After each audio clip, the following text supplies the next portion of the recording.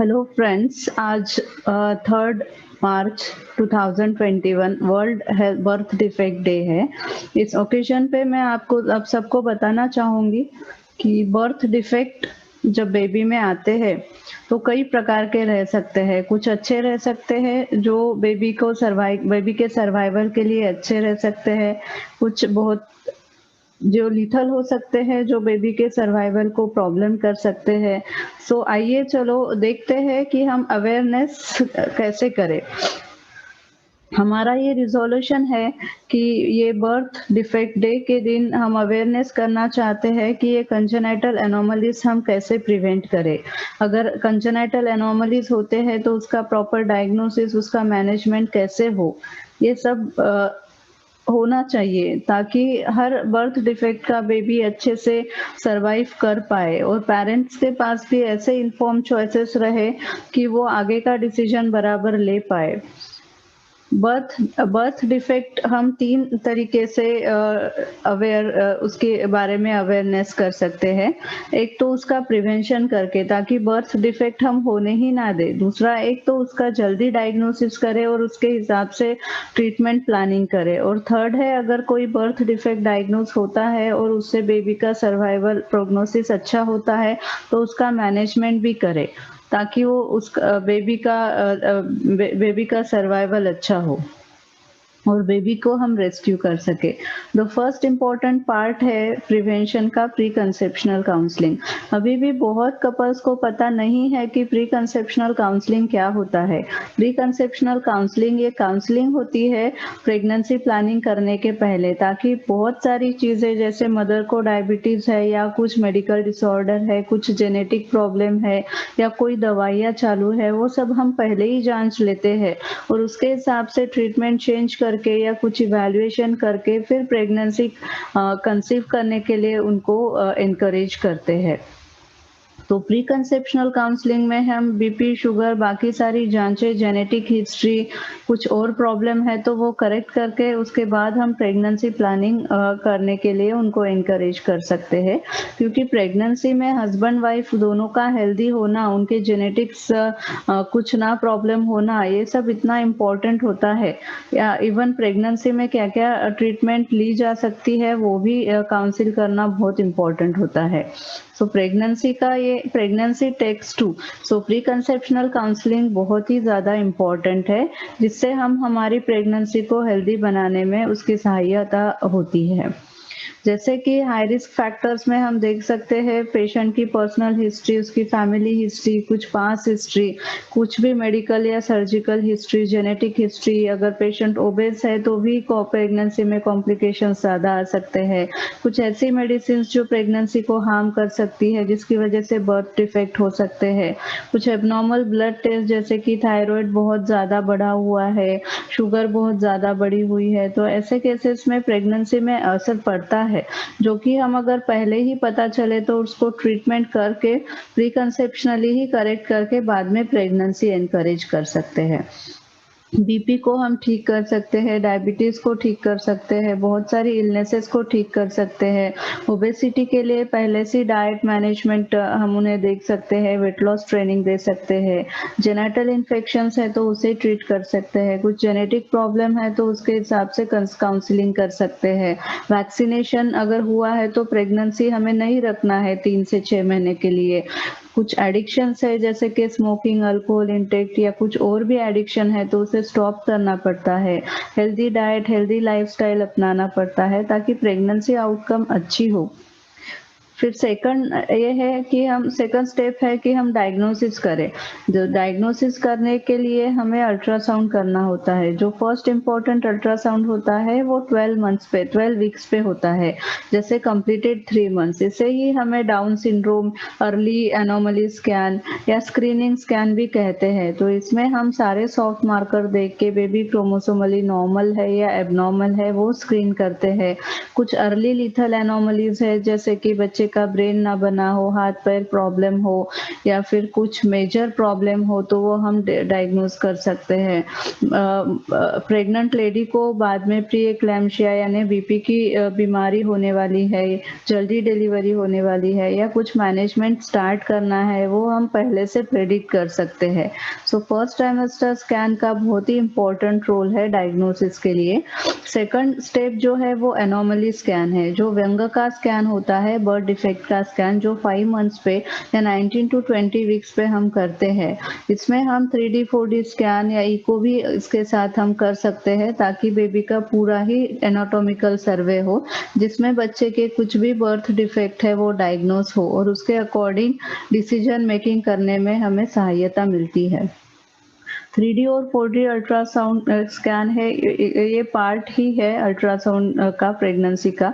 इसमें हम surface anomalies ज़्यादा अच्छे से देख सकते हैं, जैसे कि क्लेफ्ट लिप, पैलेट हो या और कोई भी अगर लीजन हमें 2D स्कैन में पता चलता है एनोमली स्कैन में, तो उसका ओरिजिन क्या है, उसका प्रोग्नोसिस कैसे रहेगा, ये 3D और 4D की हेल्प से हम पता कर सकते हैं। नेक्स्ट है फीटल इकोकार्डियोग्राफी। फीटल इकोकार्डियोग्राफी ये बच्चे का हार्ट का फोकस्ड अल्ट्रासाउंड है। इसमें बच्चे की हार्ट की नसें कैसे बने हैं, पर्दा कैसे बना है, अगर कुछ एबनॉर्मलिटी है तो मेजर है या माइनर है, आगे साइकोलॉजिकली हम पेशेंट को कैसे काउंसलिंग करें, मैनेजमेंट कैसे करें, ये on the basis of fetal echocardiography हम कर सकते हैं। अगर कुछ एबनॉर्मल लीजन है जिससे बेबी को बाद में डिलीवरी की इमीडिएट बाद ट्रीटमेंट की जरूरत पड़ सकती है, तो ऐसे इसमें हमें टाइम मिलता है कि वो कपल फाइनेंशियल मैनेजमेंट कर सके, साइकोलॉजिकली साउंड हो सके और डिलीवरी ऐसे यहाँ पे प्लान करे जहाँ पे सारी फैसिलिटीज अवेलेबल हो। तो जो केओस होती है कि इमीडिएटली हमें पता चला डिलीवरी के बाद और बाद में इमरजेंसी में सब कुछ करना है, वो पार्ट यहाँ पे डिमिनिश्ड हो जाता है, क्योंकि हमें सब पहले से पता होता है और उसके हिसाब से हम आगे की प्लानिंग स्मूथली कर सकते हैं। फीटल इकोकार्डियोग्राफी करने का टाइमिंग 18 से 22 हफ्तों तक होता है और हम राउंड फिगर में पकड़े तो अराउंड 5 मंथ्स पे हम कर सकते हैं। अगर कोई हाई रिस्क पेशेंट हो जिसमें पहले की हिस्ट्री हो कंजेनिटल एनोमलीज की या मदर को भी हिस्ट्री हो, फैमिली हिस्ट्री हो, तो हम 16 to 18 वीक्स पे ही भी फीटल इकोकार्डियोग्राफी कर सकते हैं। इसके बहुत सारे इंडिकेशंस होते हैं, maternal indications, fetal indications. Maternal indications जैसे मदर को हिस्ट्री हो कंजेनिटल हार्ट डिसीज की, फैमिली में हिस्ट्री हो, मदर को डायबिटीज हो, टॉर्च इन्फेक्शन हुआ हो, थायराइड का कुछ प्रॉब्लम हो, ऑटो एंटीबॉडीज का कुछ प्रॉब्लम हो, या फिर बेबी में कुछ कंजेनिटल एनोमली दूसरी एसोसिएटेड हो, प्रेगनेंसी में पानी ज़्यादा हो, मदर ने कोई दवाई ली हो जो प्रेगनेंसी में नॉर्मली नहीं ली जाती हो, ऐसे कई सारे रीजंस होते हैं। और सबसे कॉमन अगर बेबी में कोरॉइड प्लेक्सस सिस्ट हो, सिंगल अम्बिलिकल आर्टरी हो या इकोजेनिक कार्डियक फोकाई हो, तो भी हमें बच्चे का बेबी का पूरा इकोकार्डियोग्राफी करना चाहिए ताकि हमें पता चले कि हार्ट एकदम ही नॉर्मल है या फिर आगे कुछ प्रॉब्लम है या उसमें कुछ मैनेजमेंट करने की ज़रूरत पड़े। सब कुछ करने के बाद हमें तय करना होता है कि ये जो प्रेगनेंसी रिलेटेड कंजेनिटल एनोमली है वो लीथल है या नॉन लीथल है। लीथल मतलब जो एनोमली जैसे वाइटल ऑर्गन्स उसमें इन्वॉल्व है, जैसे कि ब्रेन, किडनी, हार्ट, लंग्स, जिसमें बहुत ही बड़ा प्रॉब्लम है, बेबी का सर्वाइवल इश्यू है, तो ऐसे लीशंस में बेबी में न्यूनेटल डेथ होती है या फिर इंट्रायूट्राइन डेथ ही होती है, तो ऐसे इसमें प्रेगनेंसी आउटकम बैड होती है। अगर वो नॉन लीथल लीजन रहे, जैसे कि कोई सिंपल सिस्ट हो या कोई फुट का प्रॉब्लम हो, हैंड्स का प्रॉब्लम हो, कोई minor heart problem like small VSDs वगैरह हो, तो ऐसे केसेस में हम प्रेगनेंसी कंटिन्यू करके बाद में टर्शरी केयर हॉस्पिटल जहाँ पे पूरी फैसिलिटीज हो वहाँ पे as a team work manage कर सकते हैं। उसकी लिथैलिटी जानना, कोई भी कंजेनिटल एनोमली हो, डायग्नोसिस होने के बाद उसका इंटरप्रिटेशन करना, उसका प्रोग्नोसिस करना, ये सबसे बड़ा वाइटल पार्ट होता है इसमें, क्योंकि उसके हिसाब से ही आगे का ट्रीटमेंट प्लान होता है और काउंसलिंग होती है। कुछ कंडीशंस ऐसे होती है कि अगर एंटीनाटली हम उसे इवैल्यूएट करें और बच्चा क्रोमोसोमली नॉर्मल रहे, तो ऐसी प्रेगनेंसीज में जैसे क्लेफ्ट लिप हो गया, पैलेट हो गया, फिंगर डिफॉर्मिटीज होगी, फेशियल डिफॉर्मिटीज हो गई, ऐसे जो लीजन्स होते हैं वो बाद में ऑपरेबल होते हैं और ऑपरेट करने के बाद वो करेक्ट हो जाते हैं। जैसे oesophageal atresia, anal atresia, PUJ obstruction, jejunal atresia, obstructive problems. तो इसमें एंटीनाटली पूरा क्लोज फॉलोअप 9 मंथ्स तक रखना ज़रूरी होता है। वो 9 मंथ्स के बाद अगर डिलीवरी होती है, उसके बाद में उसका मैनेजमेंट अच्छे हॉस्पिटल में जहाँ पे पूरी तरीके से टीम तैयार हो, पूरी फैसिलिटीज़ हो, ऐसा हॉस्पिटल चूज़ करके वहाँ पे हम डिलीवरी प्लान कर सकते हैं और बेबी का रेस्क्यू डिसाइड कर सकते हैं। तो ऐसे केसेस में अच्छा आउटकम होता है और ये प्रेगनेंसीज हम कंटिन्यू भी कर सकते हैं। जैसे हम फाइनली कहना चाहेंगे कि हर प्रेगनेंसी इम्पोर्टेंट होती है और हर प्रेगनेंसी में हमें छोटी से छोटी बेसिक स्टेप्स अगर हम यूज़ करते हैं और जानते हैं कि हमारा प्रेगनेंसी कैसे होगा और अगर प्रेगनेंसी में कुछ प्रिवेंट करना है, डायग्नोसिस करना है, उसका इंटरप्रिटेशन करना है और फाइनली हमें एक्ट करना है ताकि हर प्रेगनेंसी का आउटकम बेस्ट हो। ये जैसे ये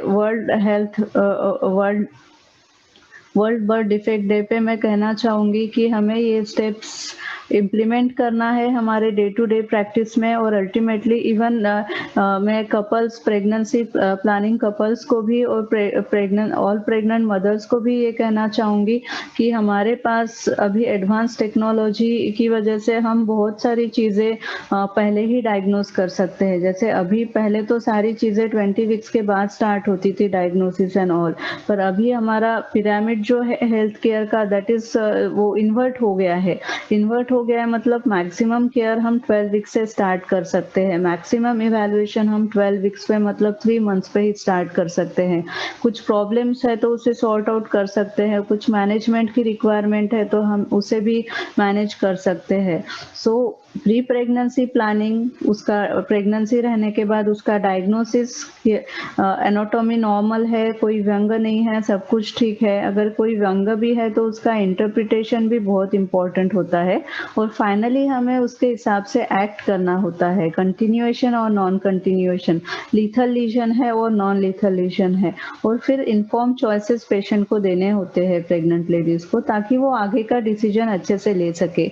और डिसीजन लेने के बाद उसका जो मैनेजमेंट है वो अच्छी फैसिलिटी हॉस्पिटल में होना चाहिए जहाँ पे पूरी टीम अवेलेबल हो और बेबी को रेस्क्यू कर सके और उसकी बेबी की आगे की लाइफ मॉर्बिड ना हो और मॉर्टेलिटी ना हो। Thank you very much. Thank you.